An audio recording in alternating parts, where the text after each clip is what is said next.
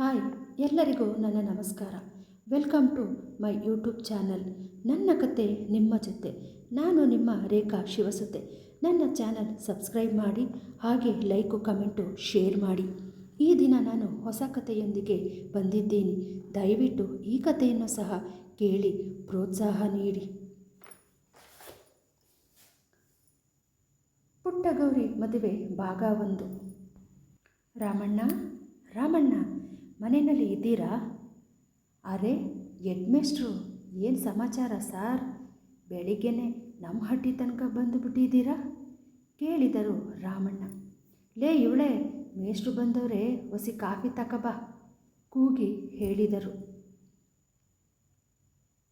ಹೇಳಿ ಮೇಷ್ಟ್ರೆ, ಏನು ಸಮಾಚಾರ? ರಾಮಣ್ಣ ಕೇಳಲು, ನಿಮಗೆ ಒಂದು ಸಿಹಿ ಸುದ್ದಿ ಹೇಳೋಣ ಅಂತ ಬಂದೆ ಎಂದರು ಮೇಷ್ಟ್ರು. ಸಿಹಿ ಸುದ್ದಿನ? ಏನದು ಎಂದು ಕೇಳಲು, ನಿಮ್ಮ ಮಗಳು ಗೌರಿ 10ನೇ ತರಗತಿನ ಡಿಸ್ಟಿಂಕ್ಷನ್ನಲ್ಲಿ ಪಾಸ್ ಮಾಡಿದ್ದಾಳೆ ಎಂದರು ಹೆಡ್ಮೇಸ್ಟ್ರು. ಹೌದಾ ಮೇಷ್ಟ್ರೆ, ನನ್ನ ಮಗಳು ಅಷ್ಟೊಂದು ಮಾರ್ಕ್ಸ್ ತಗೊಂಡು ಪಾಸ್ ಆಗಿಬಿಟ್ಟವಳ ಅಂತ ಆಶ್ಚರ್ಯದಲ್ಲಿ ಕೇಳಿದ ರಾಮಣ್ಣ. ಹೌದು ರಾಮಣ್ಣ, ಇಡೀ ಸ್ಕೂಲಿಗೆ ನಿಮ್ಮ ಮಗಳೇ ಫಸ್ಟ್ ಬಂದಿದ್ದಾಳೆ ಎಂದರು ಹೆಡ್ಮೇಸ್ಟ್ರು. ನೀರು ತರಲು ಹೋಗಿದ್ದ ಗೌರಿ ಮನೆಗೆ ಬರುತ್ತಾಳೆ. ತಮ್ಮ ಶಾಲೆಯ ಹೆಡ್ ಮಾಸ್ಟರನ್ನು ಕಂಡು ಬಿಂದಿಗೆಯನ್ನು ಅಡಿಗೆ ಮನೆಯಲ್ಲಿ ಇಟ್ಟು ಭಯದಿಂದ ಹೆಡ್ಮೇಸ್ಟರ್ ಹತ್ತಿರ ಬರುತ್ತಾಳೆ ಗೌರಿ. ಅವಳ ಗೌರಿ ಗಾಬರಿ ಬಿದ್ದ ಮುಖ ನೋಡಿ, ಏನು ಹೆದರ್ಕೋಬೇಡಮ್ಮ ಗೌರಿ, ಒಳ್ಳೆ ಸುದ್ದಿನೇ ತಂದಿದ್ದೀನಿ. ನೀನು 95% ತಗೊಂಡು ಡಿಸ್ಟಿಂಕ್ಷನ್ನಲ್ಲಿ ಪಾಸ್ ಆಗಿದ್ದೀಯಾ ಎನ್ನುತ್ತಾರೆ. ತಾನು ಹೆಚ್ಚು ಮಾರ್ಕ್ಸ್ ತಗೊಂಡು ಪಾಸ್ ಆಗಿದ್ದೀನಿ ಅಂತ ಸುದ್ದಿ ಕೇಳಿದ್ದೆ ಗೌರಿ ಖುಷಿಯಿಂದ ಕುಣಿಯುತ್ತಾಳೆ.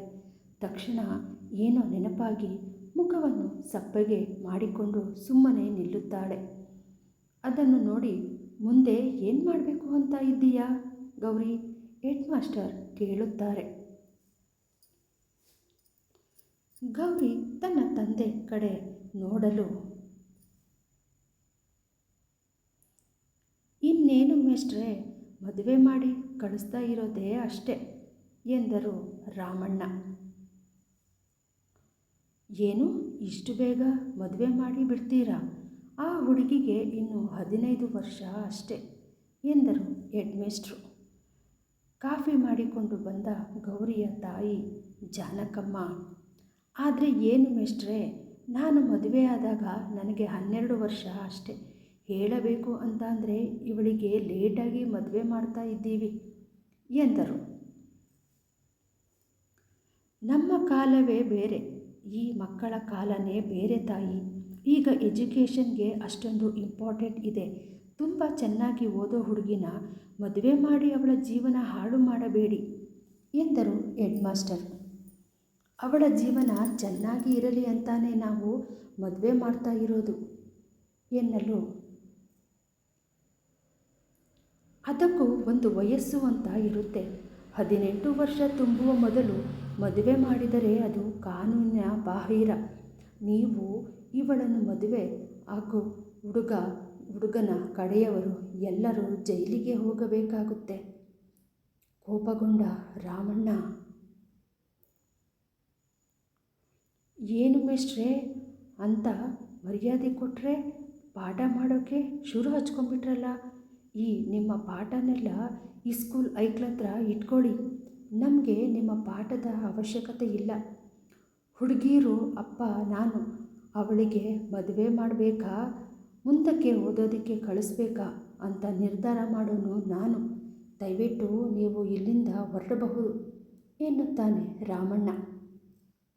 ನೋಡಿ, ನಾನು ಹೇಳೋದು ಹೇಳಿದ್ದೀನಿ, ಇದರ ಮೇಲೆ ನಿಮ್ಮಿಷ್ಟ. ಈ ವಿಚಾರ ಮಕ್ಕಳ ರಕ್ಷಣಾ ವೇದಿಕೆ ಅವರಿಗೆ ಗೊತ್ತಾದರೆ ನೀವಿಬ್ಬರು ಕಂಬಿ ಎಣಿಸ್ಬೇಕಾಗುತ್ತೆ. ಹುಷಾರ್. ನೀವು ಅವಳಿಗೆ ಕಾಲೇಜಿಗೆ ಕಳಿಸದೇ ಇದ್ದರೂ ಪರವಾಗಿಲ್ಲ. ದಯವಿಟ್ಟು 18 ವರ್ಷ ಆಗೋ ತನಕ ಮದುವೆ ಮಾಡಬೇಡಿ.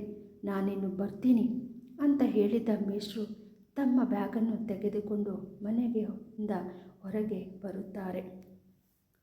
ಹೆಡ್ ಮಾಸ್ಟರ್ ಮನೆಯಿಂದ ಹೊರಗೆ ಹೋಗುತ್ತಿದ್ದಂತೆ ಗೌರಿ ಹೊರಗೆ ಓಡಿ ಬಂದು, ಸರ್, ನನಗೆ ಮುಂದೆ ಓದೋದಕ್ಕೆ ತುಂಬ ಇಷ್ಟ ಇದೆ. ಆದರೆ ನನ್ನ ಆಸೆಗೆ ನಮ್ಮ ಮನೆಯಲ್ಲಿ ಪ್ರೋತ್ಸಾಹ ಇಲ್ಲ. ನನ್ನ ತಾಯಿಯ ಅಣ್ಣನ ಮಗನಿಗೆ ಮದುವೆ ಮಾಡಬೇಕು ಅಂತ ಮಾತುಕತೆ ಆಗಿದೆ. ದಯವಿಟ್ಟು ಹೇಗಾದರೂ ಮಾಡಿ ಈ ಮದುವೆನ ನಿಲ್ಲಿಸಿ ಸರ್ ಎಂದು ಕೈ ಮುಗಿಯುತ್ತಾಳೆ. ಖಂಡಿತ ನನ್ನ ಪ್ರಯತ್ನ ನಾನು ಮಾಡ್ತೀನಿ. ನೀನು ಏನು ಹೆದರುಕೊಳ್ಳಬೇಡ. ನಿನ್ನ ವಿರೋಧದ ನಡುವೆ ಏನಾದರೂ ಮದುವೆ ಮಾತುಕತೆ ನಡೆದ್ರೆ ನನಗೆ ಫೋನ್ ಮಾಡು ಅಂತ ಹೇಳಿ ಅವರ ಫೋನ್ ನಂಬರ್ ಬರೆದು ಕೊಟ್ಟು ಹೆಡ್ ಮಾಸ್ಟರ್ ಅಲ್ಲಿಂದ ಹೊರಡುತ್ತಾರೆ. ಹೊರಗೆ ತನ್ನ ಮಾಸ್ಟರ್ ಜೊತೆ ಮಾತನಾಡುತ್ತಿದ್ದುದನ್ನು ನೋಡಿದ ಗೌರಿ ತಾಯಿ ಜಾನಕಮ್ಮ ಮನೆ ಒಳಗಡೆ ಬಂದ ಮಗಳನ್ನು ಕಂಡು, ನೀನು ಏನೇ ತಿಪ್ಪುರ್ಲಾಗ ಹಾಕಿದರೂ ನನ್ನ ಅಣ್ಣನ ಮಗನ ಜೊತೆ ನಿನ್ನ ಮದುವೆ ನಡೆಯುತ್ತೆ ಅಂತ ಹೇಳಿ ಹೆಡ್ ಮಾಸ್ಟರ್ ಬರೆದು ಕೊಟ್ಟಿದ್ದ ಫೋನ್ ನಂಬರ್ ಇದ್ದ ಪೇಪರನ್ನು ಕಿತ್ತುಕೊಂಡು ಹರಿದು ಬಿಸಾಕುತ್ತಾಳೆ. ಕಣ್ಣ ನೀರ ತುಂಬಿಕೊಂಡು ಗೌರಿ ಮನೆ ಒಳಗಡೆ ಬರುತ್ತಾಳೆ. ಗಂಡನ ಹತ್ತಿರ ಬಂದ ಜಾನಕಮ್ಮ, ರೀ, ನಿಮ್ಮ ಮಗಳ ಮೇಲೆ ಒಂದು ಕಣ್ಣು ಇಟ್ಟಿರಬೇಕು. ನನಗೆ ಈ ಮದುವೆ ಆಗೋದಕ್ಕೆ ಇಷ್ಟ ಇಲ್ಲ, ಹೇಗಾದರೂ ಮಾಡಿ ನಿಲ್ಲಿಸಿ ಅಂತ ಆ ಹೆಡ್ಮೇಸ್ಟ್ರು ಜೊತೆಯಲ್ಲಿ ಹೇಳ್ತಾ ಇದ್ಲು ಎಂದಳು ಜಾನಕಮ್ಮ. ಸರಿ ಬಿಡು, ಈ ಮದುವೆ ವಿಷಯ ಯಾರಿಗೂ ಗೊತ್ತಿಲ್ಲದೆ ಇರೋ ಥರ ಮಾಡಿ ಮುಗಿಸಿಬಿಡೋಣ. ನಿನ್ನ ಅಣ್ಣನಿಗೆ ಮದುವೆ ತಯಾರಿ ಮಾಡಿಕೊಳ್ಳೋದಕ್ಕೆ ಹೇಳು ಎನ್ನುತ್ತಾನೆ ರಾಮಣ್ಣ. ಮಗಳನ್ನು ಕರೆದ ರಾಮಣ್ಣ, ನೋಡವ್ವ, ನಿನ್ನ ಆಸೆಯಂತೆ ಮುಂದೆ ಓದು. ನಾವು ಯಾರೂ ನಿನ್ನ ಆಸೆಗೆ ಅಡ್ಡ ಬರೋದಿಲ್ಲ ಎನ್ನುತ್ತಾರೆ. ಇದೆಲ್ಲ ನಡೆದು 8-10 ದಿನ ಕಳೆದಿತ್ತು. ಗೌರಿ ಮನೆಗೆ ಹೋಗಿ ಗೌರಿ ಮದುವೆ ವಿಚಾರವನ್ನು ತಿಳಿದುಕೊಳ್ಳಲು ನಡೆಯುತ್ತಾ ಇಲ್ಲ ಎಂಬುದು ತಿಳಿದು ಬಹುಶಃ ಮನಸ್ಸು ಬದಲಾಯಿಸಿರಬೇಕು ಎಂದುಕೊಳ್ಳುತ್ತಾರೆ.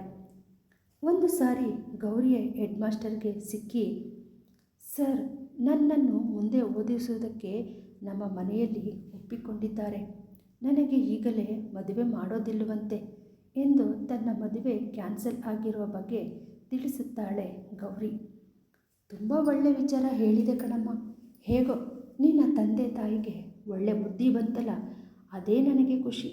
ನಿನ್ನ ಓದಿಗೆ ಸಂಬಂಧಪಟ್ಟಂತೆ ಏನೇ ಸಹಾಯ ಬೇಕು ಅಂತ ಅಂದ್ರೂ ನನ್ನ ಬಂದು ಕಾಣು ಅಂತ ಹೇಳಿ ಹೊರಟು ಹೋಗುತ್ತಾರೆ ಹೆಡ್ ಮಾಸ್ಟ್ರು.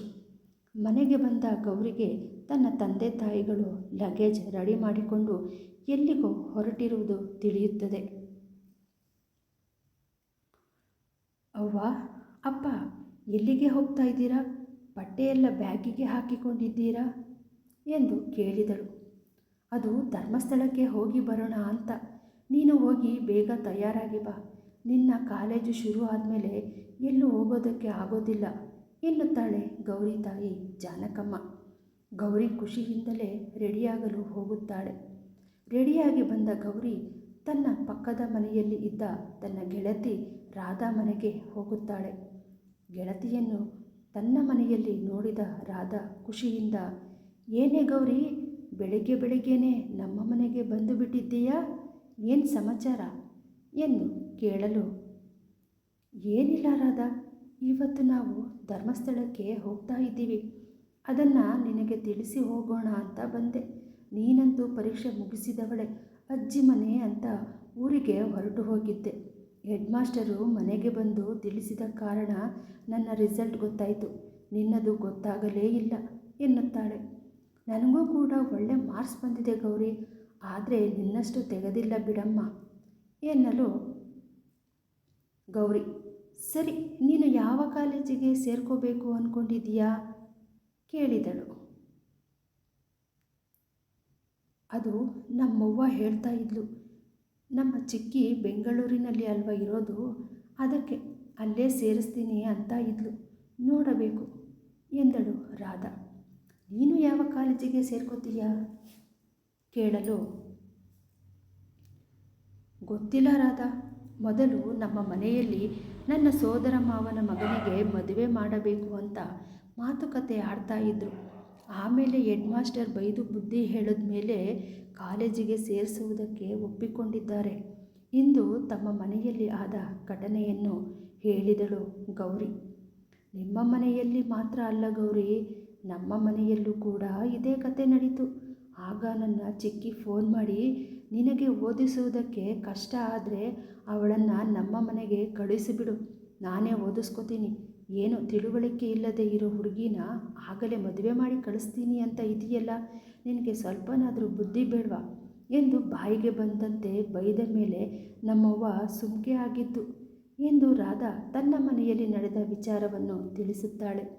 ನಮ್ಮ ತಂದೆ ತಾಯಿಗಳಿಗೆ ಬೇರೆಯವರು ಉಗಿದು ಬುದ್ಧಿ ಹೇಳಿದ್ರೇ ಅರ್ಥ ಆಗೋದು ಅನಿಸುತ್ತೆ. ತಮ್ಮ ಮಕ್ಕಳ ಭವಿಷ್ಯದ ಬಗ್ಗೆ ಸ್ವಲ್ಪನೂ ಚಿಂತೆ ಇಲ್ಲ ಎಂದಳು.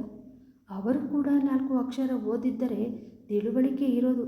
ಅವರಿಗೆ ಏನಿದ್ದರೂ ಮದುವೆ ಮಾಡಿ ಹೆಣ್ಣು ಮಕ್ಕಳ ಜವಾಬ್ದಾರಿನ ಕಳ್ಕೊಳ್ಳೋದೇ ಆಗಿರುತ್ತೆ. ನಮ್ಮ ಆಸೆ ಕನಸುಗಳಿಗೆ ಬೆಲೆ ಕೊಡೋದೇ ಇಲ್ಲ ಎಂದಳು ರಾಧಾ. ಹೋಗಲಿ ಬಿಡು ರಾಧಾ, ಹೇಗೋ ಬೇರೆಯವರ ಮುಖಾಂತರನಾದರೂ ಅವರಿಗೆ ಬುದ್ಧಿ ಬಂತಲ್ಲ, ನಮ್ಮನ್ನು ಮುಂದೆ ಓದಿಸ್ಬೇಕು ಅಂತ ಅಂದ್ಕೊಂಡ್ರಲ್ಲ, ಅದೇ ಖುಷಿ. ನನಗೆ ಅದೇ ಬೇಜಾರು ಆಗ್ತಾ ಇರೋದು ಗೌರಿ. ಬೇರೆಯವರ ಮಾತಿಗೆ ಕೊಡೋ ಬೆಲೆ ಅವರ ಹೊಟ್ಟೆಯಲ್ಲಿ ಹುಟ್ಟಿದ ಸ್ವಂತ ಮಕ್ಕಳ ಮಾತಿಗೆ ಕೊಡೋದಿಲ್ವಲ್ಲ. ಇವರ ಕಷ್ಟ ಸುಖ ನಮ್ಮ ಹತ್ರ ತಾನೇ ಹೇಳ್ಕೊತಾರೆ, ಆವಾಗ ನಾವು ತಾನೇ ಇವರನ್ನು ನೋಡ್ಕೋಬೇಕು. ನನ್ನ ಅದೃಷ್ಟ ಚೆನ್ನಾಗಿತ್ತು. ನನ್ನ ಚಿಕ್ಕಮ್ಮನಿಗೆ ವಿಷಯ ಗೊತ್ತಾಗಿ ನನ್ನ ತಾಯಿಗೆ ಬುದ್ಧಿ ಹೇಳಿದ ಮೇಲೆ ಹೇಗೋ ಒಪ್ಪಿಕೊಂಡ್ರು. ಇಲ್ಲ ಅಂತ ಅಂದಿದ್ರೆ ಜೀವನದಲ್ಲಿ ಏನಾದರೂ ಸಾಧಿಸಬೇಕು ಅಂತ ಅಂದ್ಕೊಂಡಿರೋ ನಾನು ಇಷ್ಟೊತ್ತಿಗೆ ಮದುವೆಯಾಗಿ ಗಂಡನ ಮನೆಯಲ್ಲಿ ಅವರ ಚಾಕರಿ ಮಾಡಿಕೊಂಡು ಇರಬೇಕಾಗಿತ್ತು ಎಂದಳು. ಹೋಗಲಿ ಬಿಡು ರಾಧಾ, ಎಲ್ಲ ಒಳ್ಳೆಯದಾಯ್ತಲ್ಲ. ಸರಿ, ನಾನಿನ್ನು ಬರ್ತೀನಿ, ಬಸ್ಸಿಗೆ ಟೈಮ್ ಆಗುತ್ತೆ ಅಂತ ಹೇಳಿ ಅಲ್ಲಿಂದ ಹೊರಡುತ್ತಾಳೆ.